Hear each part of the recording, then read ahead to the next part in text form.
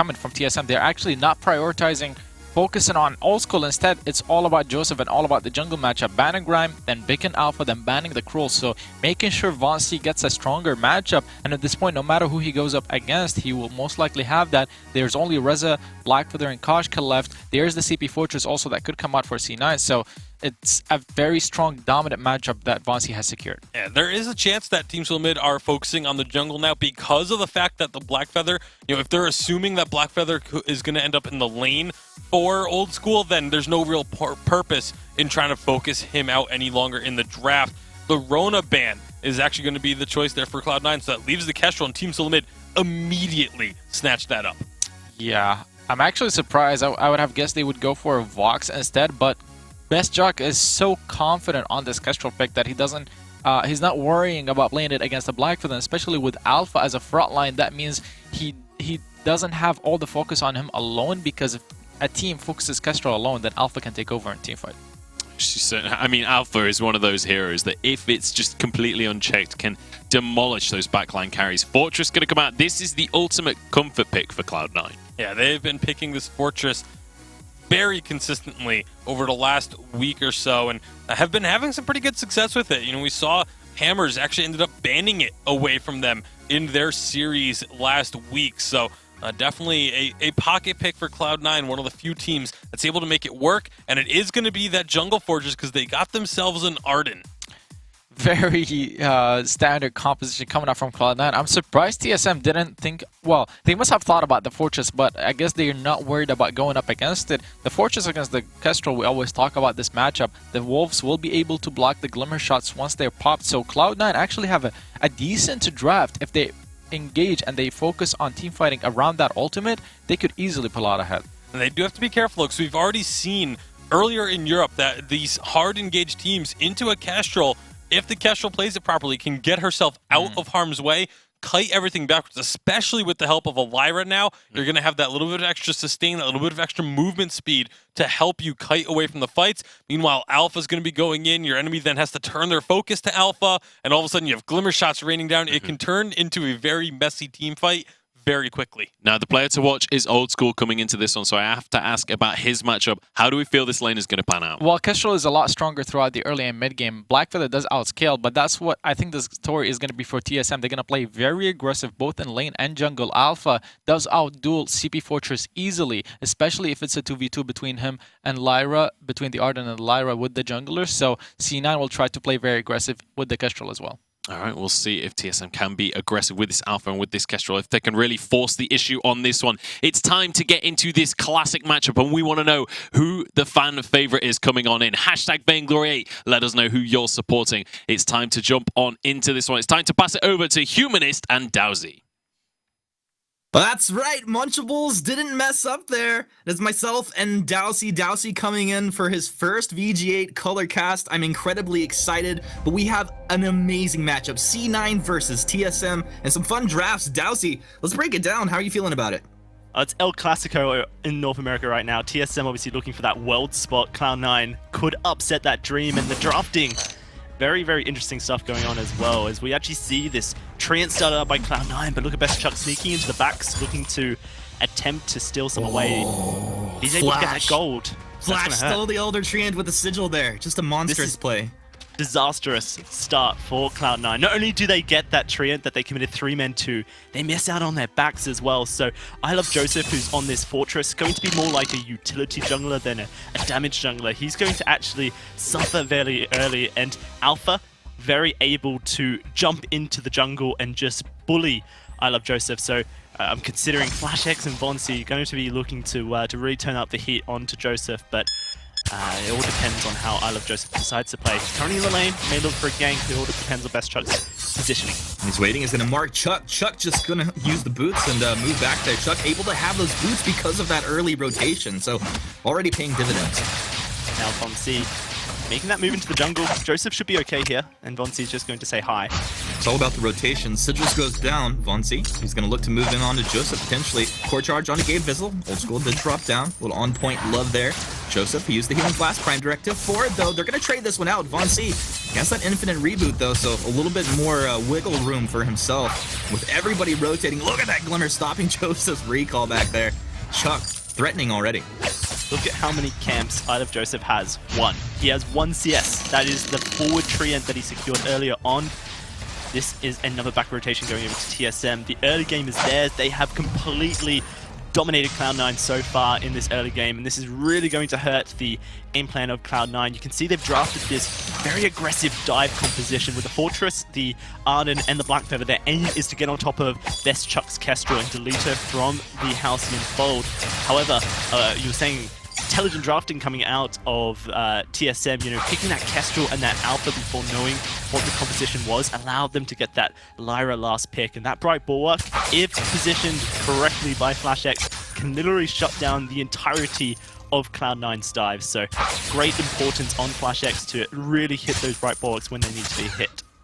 Yeah, I mean, we talked about the importance of the Bright Bulwark coming down at a nice timing in these fights to kind of stop engagements and movement abilities, but how big of a deal is it if that goes down preemptively and it doesn't stop them? Like, that was a false engage, you know, or if it comes down a little too late, is that a huge impact?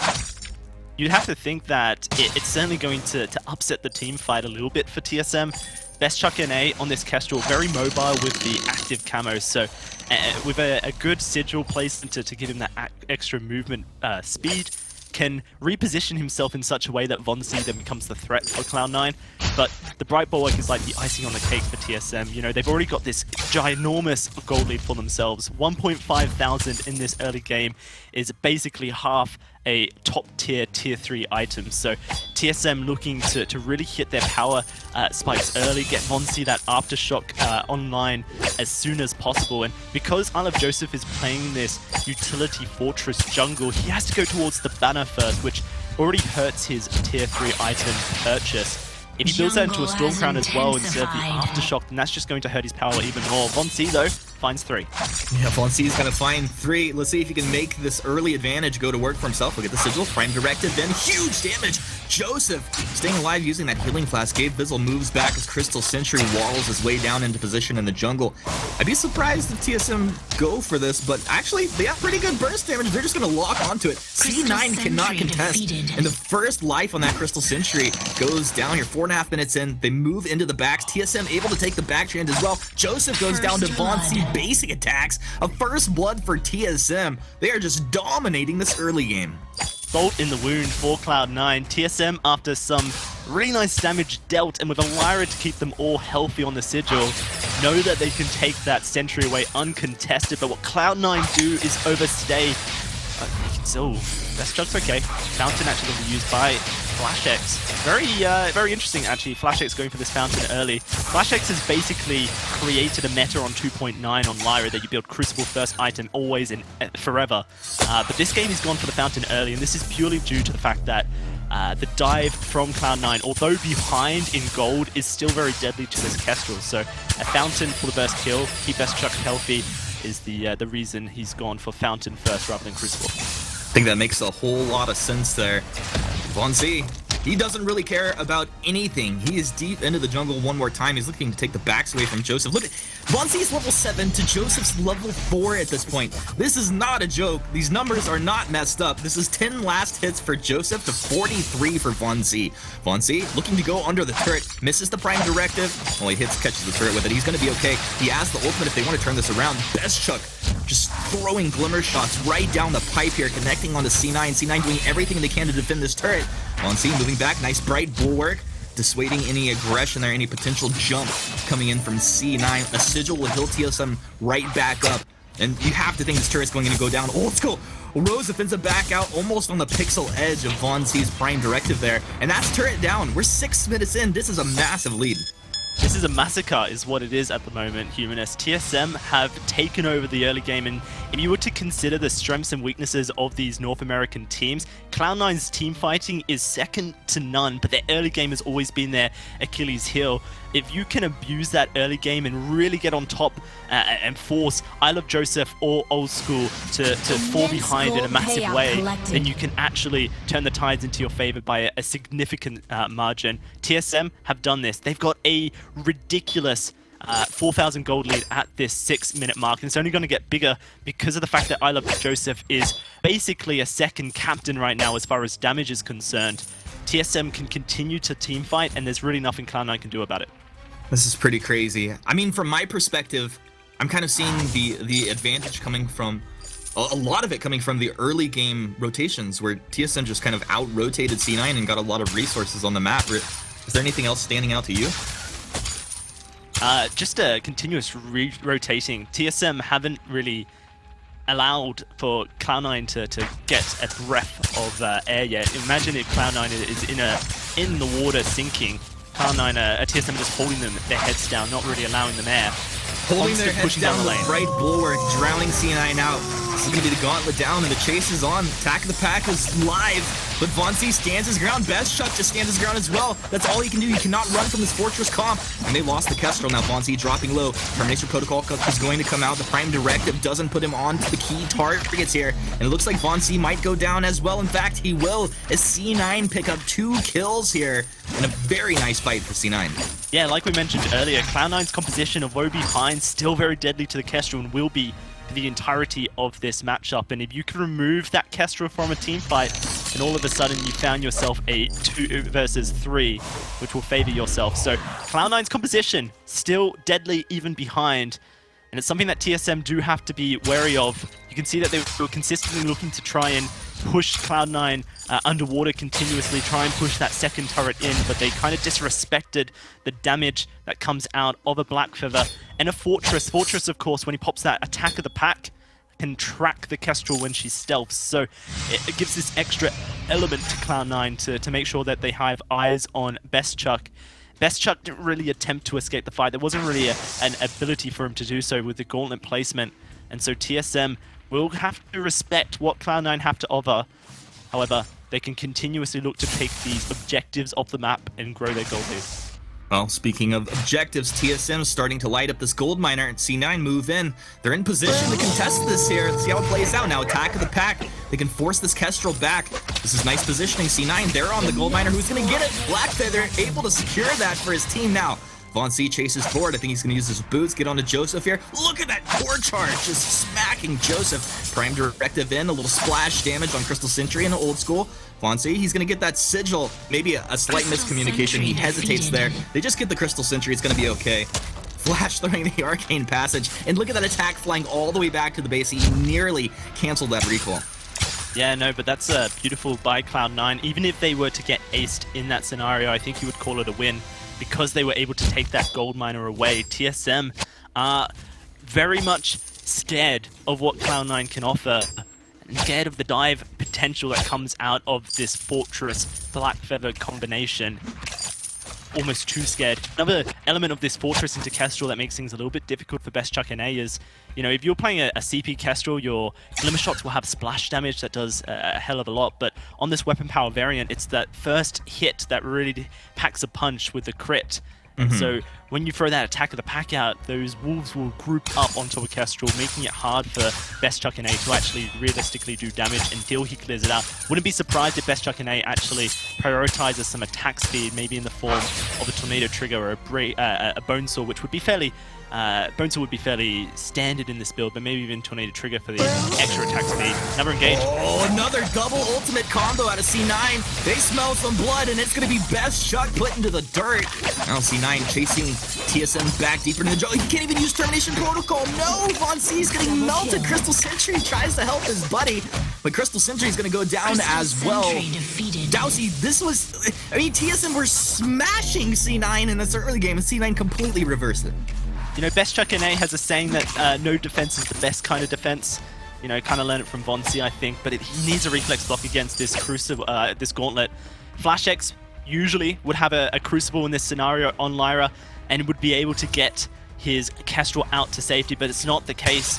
Best Chuck is desperately trying to get in towards the monocle, but now has that reflex block available for himself, sold that flask because he recognized that it was such a priority. If Best Chuck NA goes down at the beginning of these fights, TSM unable to kite back, then TSM will lose it 90% of the time.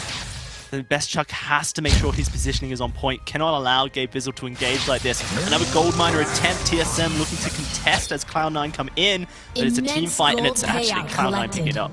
Deja vu. Deja vu. They walk right in. It's Old School who grabs it again. This time, Old School has breaking point ready to go if they're going to fight here. Von C, an aggressive jump in. Pretty easy Crystal Sentry take here. Why does C9 not defend there? There's no need to start up a team fight after they've used their attack of the pack. Attack of the pack is almost the ultimate holding it all together, and with Gabe Vizzle not having Gauntlet up either, engaging onto TSM a little bit risky because they need to be able to catch the Kestrel out of position, and they don't have a stun available to them, they don't have those wolves to cause chaos, then TSM have a slightly better chance in this team fight. TSM can't really be the aggressors, but they know that Cloud9 won't fight when they don't have these ultimates up, so they're trying to take these sentries off the map whenever possible. Now they've eliminated, you would think that TSM would move into the jungle to contest Cloud9 a little bit, but it's not really going to be the case. Now Cloud9 have their ultimates up, so they know that TSM will be actually scared of fighting them. So they move in, take a Crystal Sentry for themselves, one more life remaining. We might have a Crystal Sentry-less map in just a bit. My goodness, it would feel so empty if that was the case, but I wouldn't be surprised. Both of these teams, some of the best out there, and of course taking objectives throughout these major matchups here, and I wouldn't be surprised at all if that happens very soon. But we're 13 minutes in. It's only 4-1 in favor of C9. Small net worth lead going to TSM, but it feels like this game has been very action-packed thus far, fighting around these cooldowns on the ultimates coming out of C9. The moment TSM step forward, I'd expect them to pull the trigger again. You know what's something that's really interesting about I Love Joseph's build? He has himself a Dragon Blood contract, knowing that if he can get on top of TSM and his allies can land those auto attacks, that's just extra burst damage, and it's basically reserved for Best Chuck NA at this point. I Love Joseph has that aftershock, but he's also very much heavily invested into the metal jacket, knowing he can frontline some of those glimmer shots for his team, and then Old School can sub on in, as well as Gabe Vizzle to take some as well. Vanguard, such a strong ability against Kestrel, basically allows your carries to get on into the front line and tank up some of the damage with the shield. In 2.9 especially, now that Arden has more HP, that means the Vanguard has more shielding to it. And that's what's made Arden such a premier captain on this update. Oh, it's just beast mode. I mean, we were talking during the draft, and we talked about how it would be good for TSM for certain reasons, good for C9 for certain reasons, and he just enables offense and defense so incredibly well. Dowsy, small nuance thing, I'm actually not sure about this. Do you know if Dragon Blood contract is used when Kestrel goes into stealth? Does it actually apply onto her? Good question. I actually do not know. I guess we can keep our eyes peeled to see if it does or not. It's I'm only watching obvious. Old School. That was the player to watch. I was told by production. We have to watch out for Old School. Sentries are eliminated. 15 minutes of the Kraken's on the map.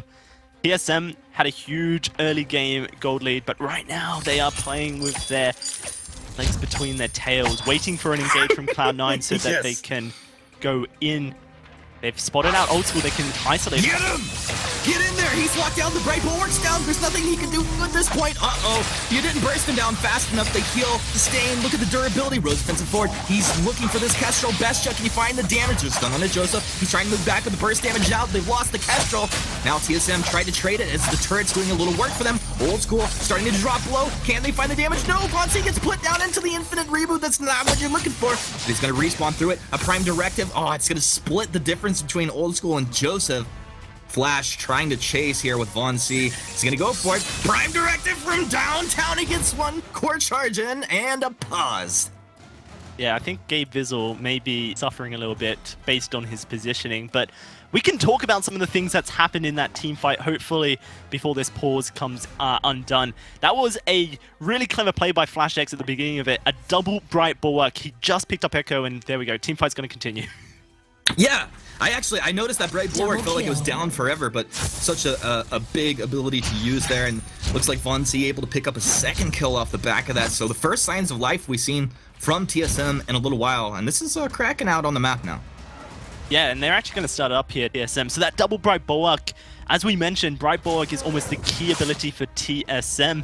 A double Bright Bulwark with the Echo essentially means that Arden cannot cast any one of his abilities. Vanguard, Blood for Blood, and Gauntlet, all movement abilities, so Arden becomes entirely useless. The Fortress as well cannot jump on top of the Kestrel, can mark her for the movement speed, but can't jump on top of her for that aftershock damage. And of course, Black Feather with his 3 movement abilities won't be able to jump forward. So I'm expecting Flash X to really use that Bright Bulwark and use the Echo as well to try and lock down a team fight ground as much as possible for TSM, whilst the Kestrel attempts to blow someone up and make it advantage for them. But, First we'll Bright Bulwark down here. He's going to probably wait for that cooldown to come back up so he has it ready to echo and get that double bulwark through the fight. But it's incredible how strategically just this one ability pretty much makes or breaks these fights here. C9 going to work on the Kraken. Kraken on the choke point turret. You got the gauntlet out. Reflex for Best Chuck. He moves back. The attack of the pack coming out as well. Those are the 2 big team fight abilities that C9 were winning these fights with.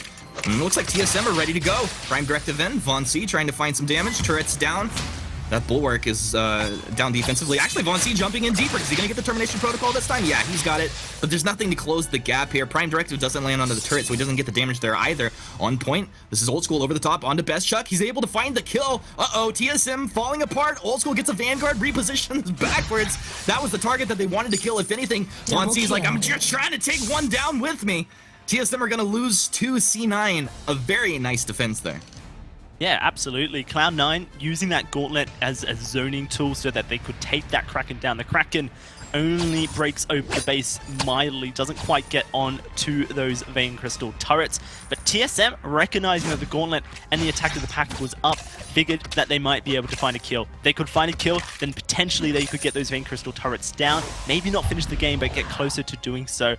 They just bit off more than they could chew. They couldn't get onto any of the Cloud9 members and kill them before they were able to get the healing up. And as soon as they did get the healing up, Cloud9 were able to turn the fight around. Once more, Best Chuck was isolated. Von C in his Termination Protocol and blowing up the reboot meant that there was no one really to defend Best Chuck and A, and this Black Feather will be so threatening at all stages of the game to Kestrel. So Cloud9 continuing to show us that their threat is really huge for TSM, but TSM have kind of won the macro game in a huge way. They've still got all of their 5 turrets up. They haven't really felt threatened by Cloud9 on the map yet. Despite Cloud9 having the kill lead, they have not taken a single objective apart from those sentries and the gold miners, which means that Cloud9 aren't close to finishing the game, whereas TSM are 1 team fight from doing so.